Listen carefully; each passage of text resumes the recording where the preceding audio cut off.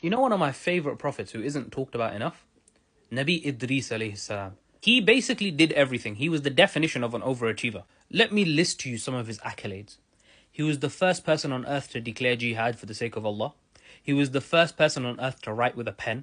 He was the first person on earth to sew his clothes. He was the first person to study the stars in terms of navigation. He was basically given everything. And Allah subhanahu wa ta'ala says in the Quran, وَاذْكُرْ فِي الْكِتَابِ إِدْرِيسَ إِنَّهُ كَانَ صِدِّيقًا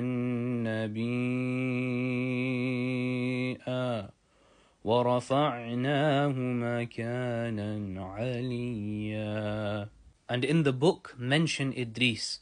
Indeed, he was an upright man and a prophet, and truly we did raise him to an elevated station. Now, according to Ibn Kathir rahimahullah in Al-Bidayah wa Nihaya, Idris alayhi salam, his elevation actually has two meanings. One more metaphorical and one more literal. The metaphorical one being that he was elevated to the rank of a prophet and made above his people in terms of piety.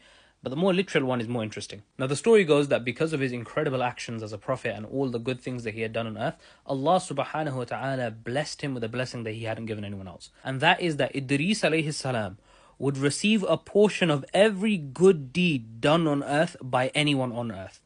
Yeah, talk about investments. So obviously Idris alayhi salam was thankful, but he was like, wait a minute.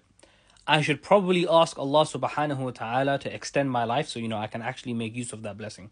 So he hops on the back of an angel who he knew and started ascending through the heavens until he reached the fourth heaven. So the guard at the fourth sky stops them and says that you don't have the right to ascend any further. But Idris alayhi salam and the angel with him, their focus isn't there. Their focus is on a completely other random angel standing by the corner just staring at them. So the angel that's with Idris alayhi salam goes to chat to this mysterious angel. And the mysterious angel goes, yeah, I'm actually deaf. And I'll be honest, I'm just a little bit confused because Allah subhanahu wa ta'ala told me to come here and take the soul of Idris.